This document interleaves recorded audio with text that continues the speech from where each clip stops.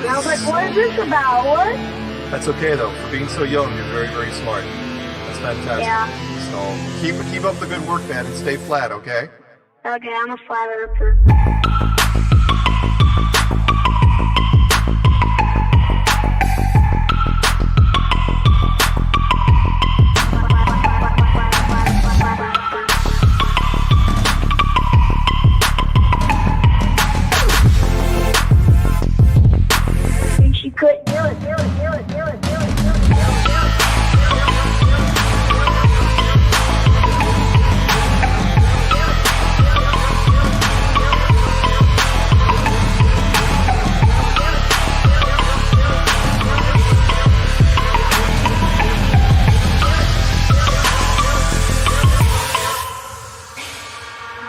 I'm a flat earther, flat earther, flat earther, flat earther, flat earther, flat earther, flat earther. I'm a flat earther, flat earther, flat earther.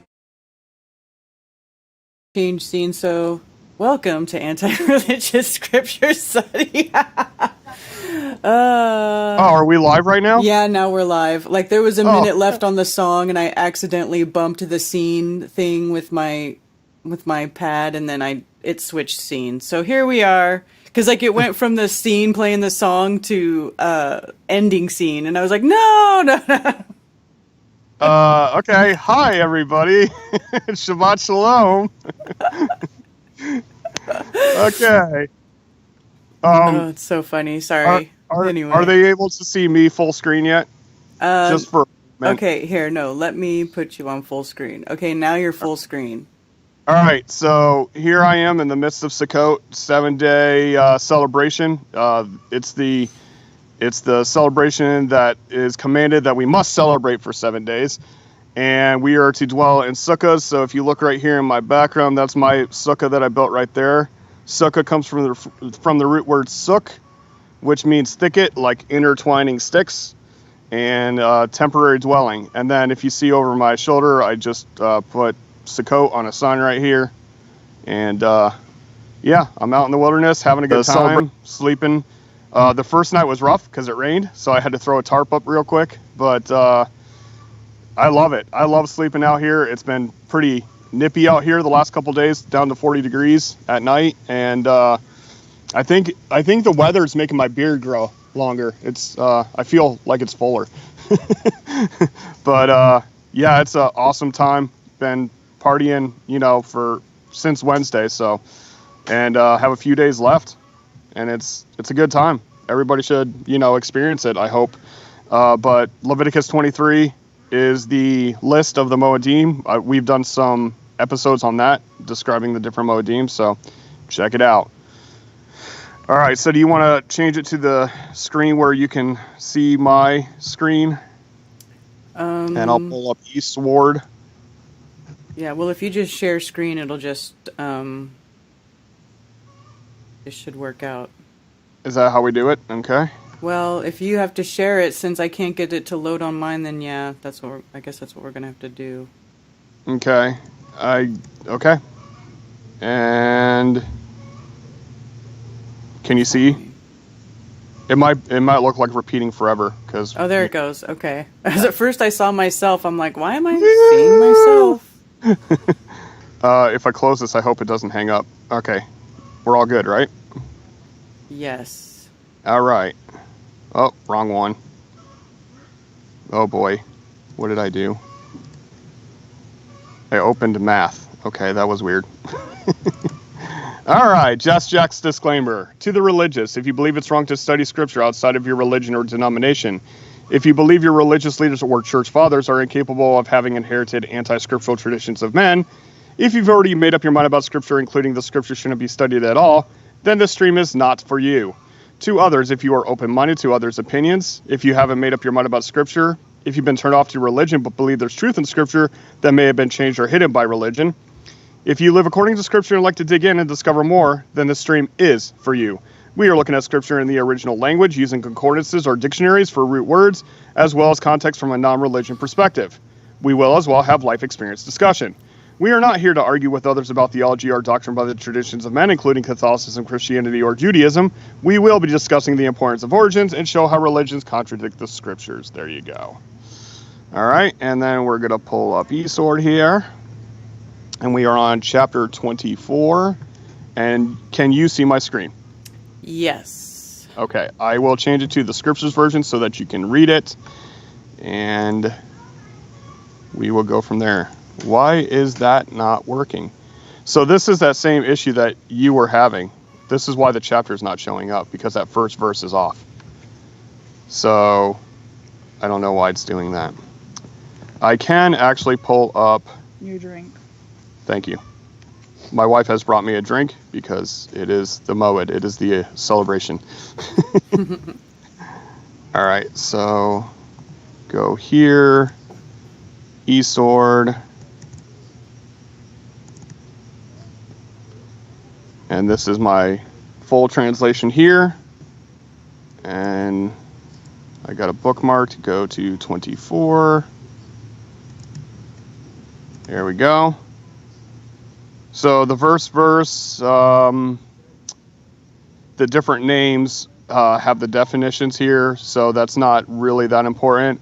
But one thing that I do want to point out here, and I'll blow it up a little bit so everybody can see. Yeah, that helps. Thank you. Whoops, that's too far. All right. Come on. All right. So it's the 70 elders. And elders is those who beard from. Okay? So you do not qualify in Scripture as an elder if you do not have a beard. I'm just saying, though. That's important to me. Okay? Okay. All right. And now I'll close that, and we can continue. And go ahead and read verse 1, and then we'll move on. Alrighty. And to Moshe he said, "Come up to Yehovah, you and Aharon, Nadab, what is it? Abihu, Yep. and 70 of the elders of Israel, and you shall bow yourselves from a distance." Okay, so up to this point, the only person that was allowed to go up on the mountain was Moshe. So this is the 70 that are in charge of the 100, that's in charge of the 50, that's in charge of the, and so on and so forth. As we talked about when Moshe's father-in-law came and visited him and said, it's too much for you to take on for yourselves. So the 70 are the ones directly underneath him. And this is a parallel of the Greek translation of the Torah, which was written by 70 elders. When they asked for the history of the Egyptian, it was one Egyptian priest. When they asked for the Torah from the elders of Israel, they used 70 for the Septuagint. And then they all had almost perfectly exactly the same. Out of 70 people with copies of the Torah, almost exactly the same. So it's the most preserved translation of the Scripture. All right, and then I'm going to blow this up so people can see that. All right, go ahead when you're ready. Okay. But Moshe shall draw near to Yehovah by himself, and let them not draw near, nor let the people go up with him. All right. And Moshe came and related to the people all the words of Yehovah and all the right rulings. And all the people answered with one voice and said, all the words which Yehovah has spoken, we shall do. Right, and for this, it's not related. It's gave a record or gave an account. And the reason that's important is this part right here. This is an ancient Near Middle Eastern agreement to a contract, otherwise known as a covenant. So all the words which Jehovah has spoken, we shall do. So this is also what we talked about in Exodus chapter 19, when he says, if you will hear and obey my voice and guard my covenant, you will be to me the sekula, the protected treasure from all the peoples. So this common phrase of all that you say, I will do, is the agreeance to a contract. All right. And let me stretch this down so you can see a little bit more at a time. That's cool. Yeah, thanks. No worries. And Moshe wrote down all the words of Yehovah, and rose up early in the morning, and built a slaughter place at the foot of the mountain, and 12 standing columns for the 12 tribes of Israel. All right, so when it says Moshe wrote down all the words of Yehovah, this is not the 10 commandments. These are all the commandments. These are all the things that Yehovah said, okay, Moshe, I want you to copy down what I'm about to say. And this is from Genesis 1:1 on, right? So it was the Creator that spoke Bereshit bara. Okay, so that's the first 2 words in the Torah, and Moshe copied it down letter for letter. Okay? Okay. And he sent young men of the children of Israel, and they offered ascending offerings and slaughtered slaughterings of peace offerings to Yehovah of bulls. Okay, a lot of decipher here. All right, so Yisrael, and do the lifting up of him, and the on above, that's the lifted offering of, and they sacrifices shalom. Shalom's plural, actually. Shalom is the completion piece. In other words, everything is taken care of, that you don't have to worry about it. Here, I missed the prefix, but it says to or for Yehovah, the treaders. So in this case, it's bulls, as in those who tread the ground for harvesting. Okay? Or planting, sorry, not harvesting. And Moshe took half the blood and put it in basins, and half the blood he sprinkled on the slaughter place. Yep, so this is a blood covenant. And he took the book of the covenant and read in the hearing of the people, and they said, all that Yehovah has spoken we shall do and obey. Okay, so now we're having, instructions given to the children of Israel. And if you remember, in Exodus chapter 20, where the quote-unquote alleged 10 commandments are, the commandments continue on. And they continue on for another 11 chapters before he even receives the 2 tablets. So this is not speaking of the quote-unquote 10 commandments or the 10 words. This is a continuation of the commandments that gets continued to be added to until they go into crossing the Yarden into the promised land. And again, this is the contract agreement, right? This is them agreeing to the covenant. And you can see this is not just a thing in the version of the scriptures that we're reading, but even in the King James Version, all that the Lord has said we will do and be obedient, right? So it's basically, we hear what you're saying and we're going to do that. Yeah? Right. Okay. Thank you, baby. Sorry, I was talking to my wife. And Moshe took the blood and sprinkled it on the people and said, see the blood of the covenant which Yehovah has made with you concerning all these words. And okay, so another important thing about this is it's the blood of the covenant which Jehovah has made with you. Okay, so what this means is that if the contract is broken, the only way to renew it, or the word renew is the word translated into new in the New Testament. New Testament literally means renewed covenant, renewed contract. It's not New Testament, it's renewed contract. Okay? So this means that if the contract is broken, the only way to renew the covenant is by the blood of either the people, because it's a contract between the people and Yehovah, or the blood of Yehovah. And people who believe in the New Testament should pay really close attention to what I just said. All right? I'm just saying, though. All right. And Moshe went up, also Aharon, Nadav, Avihu, and 70 of the elders of Israel. And they saw the Elohim of Israel, and under his feet like a paved work of sapphire stone, and like the heavens for brightness. Okay, and people should recognize that this is an ancient Hebrew word that is Samek, Fe, Yod, Resh, Sapir or Saphir, sapphire. That is where we get this word.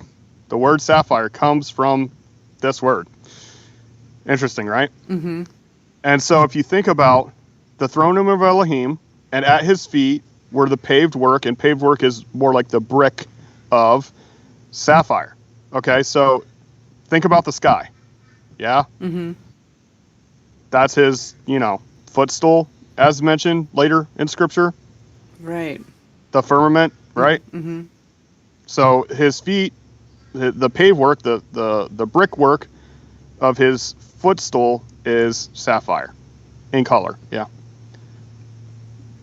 Yet he did not stretch out his hand against the chiefs of the children of Israel, and they saw Elohim, and they ate and drank. Yeah, and saw is not just saw. There is a word for saw. This is in vision. So it's not like they just saw him, but it was like they were there, right? They were having a vision of being in the presence of the Creator. And there they ate and drank. Eating and drinking with the Creator is not uncommon in the Torah. It happens very often. Anytime that you bring a sacrifice to Yehovah, it says in King James Version it says meat and drink sacrifice, but it's more like, any food product and drink product. And then you actually commune. This is where communion comes from. You actually commune with the Creator rather than just dropping off your stuff and leaving. Okay? Mm-hmm. Okay. And Yehovah said to Moshe, "Come up to me on the mountain and be there, while I give you tablets of stone and the Torah and the command which I have written to teach them." Very good. Now, here's an important thing.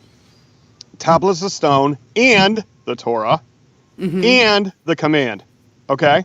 So these are three different things. And the fact is that the tablets of stone are not the Torah. The tablets of stone are not the commands. You understand what I'm saying? Mm-hmm. The tablets of stone is something different, and it's not, he hasn't even given it to him yet, right? This is, in chapter 24, he says, when you come up here, I will give you tablets of stone.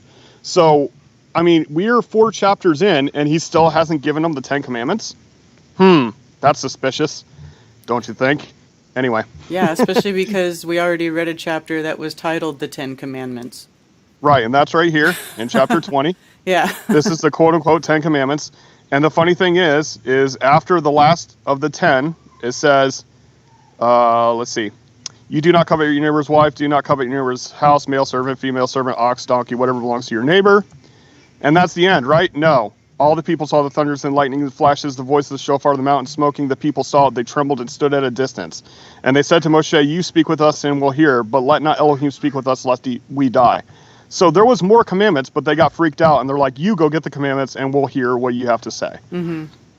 And then it says, the people stood at a distance, but Moshe drew near to the thick darkness.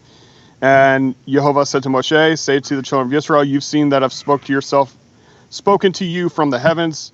And then continues on. You do not make besides me mighty ones of silver, mighty ones of gold.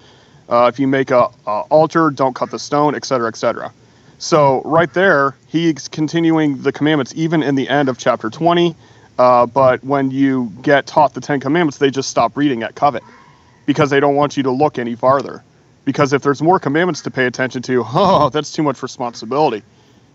People want the elevator pitch to get to heaven, right? Mm-hmm. Like no responsibility then, wham, bam, thank you, ma'am, Jesus, come in my heart, go to heaven. It's just, and that's what I used to believe. It's what I used to teach. So definitely don't believe that anymore. I believe there's actually a responsibility to investigate what the Creator wants us to do. Yeah. All right. Chapter 24. And Moshe arose with his assistant, Yehoshua, and Moshe went up to the mountain of Elohim. His assistant Yehoshua. Those who know the man named Jesus should know that his real full name is Yehoshua, or Yeshua for short. Yehoshua is Jehovah is my salvation, or Yeshua means he will save. He had the same name as quote-unquote Joshua. He did not have a specific name. In fact, in the old King James versions of the Bible, Joshua the son of Nun is who this is talking about. But in the King James Version, in the New Testament, they accidentally translated it as Jesus, the son of Nun. But then they fixed it and changed it to Joshua.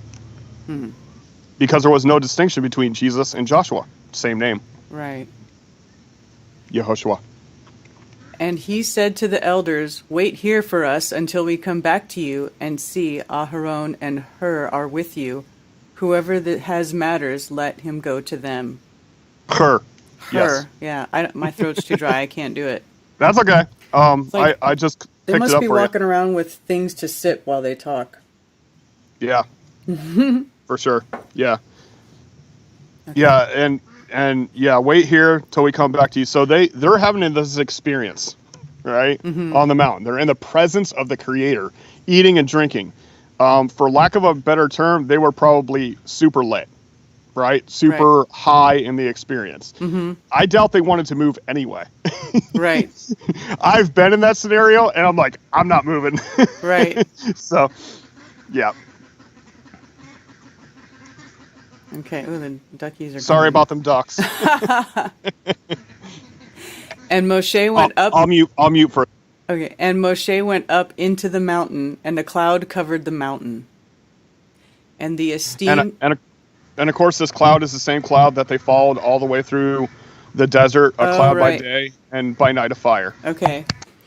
And the esteem of Jehovah dwelt on Mount Sinai, and the cloud covered it for 6 days. And on the 7th day, he called to Moshe out of the midst of the cloud. There seems to be a repeating pattern of 6 days and then the 7th day. Anyway. Yeah. The other thing is this is not esteem. This is the word kavod, which means heavy or glory. It's the same word as liver because it's the heaviest organ in the body, but it's kavod, as in glory or the heaviness of the Creator. In other words, you could feel it. Okay. Yeah. The presence of the Creator. Right, which totally makes sense. And the appearance of the esteem of Jehovah was like a consuming fire on the top of the mountain before the eyes of the children of Israel. So super bright light. Yeah, and they often describe Jehovah as a consuming fire. That means anything of unpureness does not exist within that existence. It's pure light, pure fire. Yeah. And Moshe went into the midst of the cloud and went up into the mountain. And it came to be that Moshe was on the mountain 40 days and 40 nights. And there you go. And then you can change the transition of your view, or I could show you, you on top of you if you want, or I could stop sharing screen. It's okay. Do I stop sharing screen? Yeah, that's fine. It's all good. All right. Confirm stop sharing. All right. So anyways, we've been celebrating since Wednesday, and we'll be continuing to celebrate through Wednesday. So we're only 4 days in, and we got 4 days to go. So right in the midst of it. Woohoo!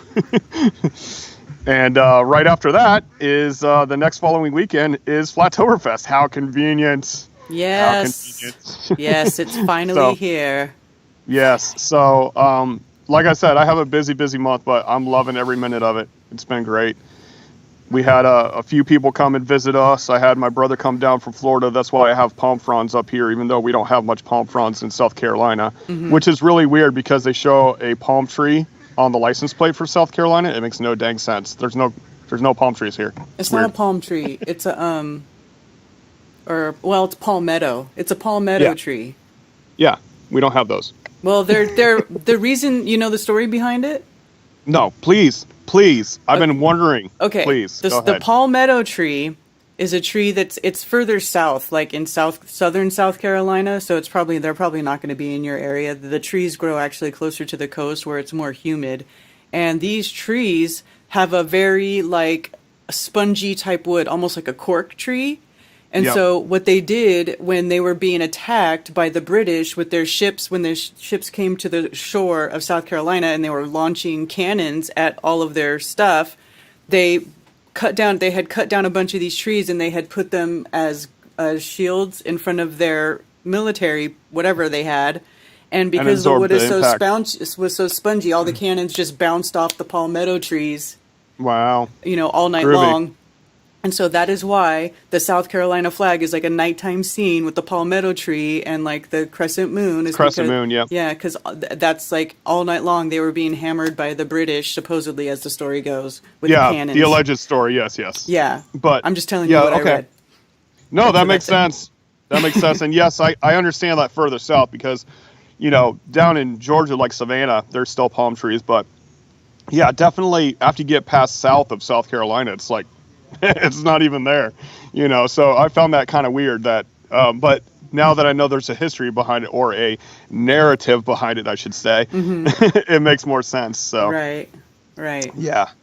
So yeah, that's a short chapter. We wrapped it up, and we had to have it, right? Because we're gonna have a week on, a week off, a week on, a week off, Yeah. because of everything that's going on. So Yeah, so we we'll won't see. be back until after Flattoberfest weekend, which is Halloween weekend. No but, such thing. It's the 29th.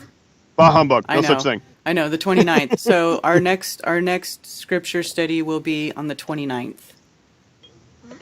So just so Okay. everybody who's following along knows. Okay? Wait, when is Flattoberfest? It's the 22nd and the 23rd. And then the Friday Okay. is the That 21st makes sense. with the free meetup at the park. That makes sense. Okay. Okay? All right. Yep.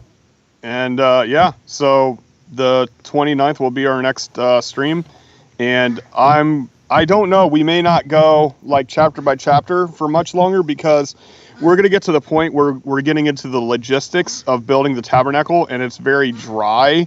It's not anything that pertains to us specifically. It's like construction notes that, won't matter to us because we're not building a tabernacle. Yeah. There is a whole But interesting thing around that, though.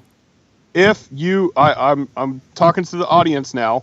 If you desire to hear us go through the tabernacle construction, feel free to email me at justjackflatearth@gmail.com. And if you want us to get into it, we will, if enough people ask for it. Sound Yeah. good? Yeah. All right. Fair enough. Shabbat Shalom and Chag Sameach, which means happy spinning festival. And Carolyn says hi. Hi. And I hope you all are enjoying this week. I know I will be. Yes. I'm going to be probably quite busy this week. Yep. Mark's going and, to be in town soon. He'll be here live with me doing Strange World Tuesday night. Awesome. Maybe we'll stop by. We'll see. All right. right. So Earth's still flat. Earth is definitely still flat. All right. All right, we'll see Shabbat y'all. shalom, y'all. Shabbat shalom, and hope to see y'all at Flattoberfest. Here, here.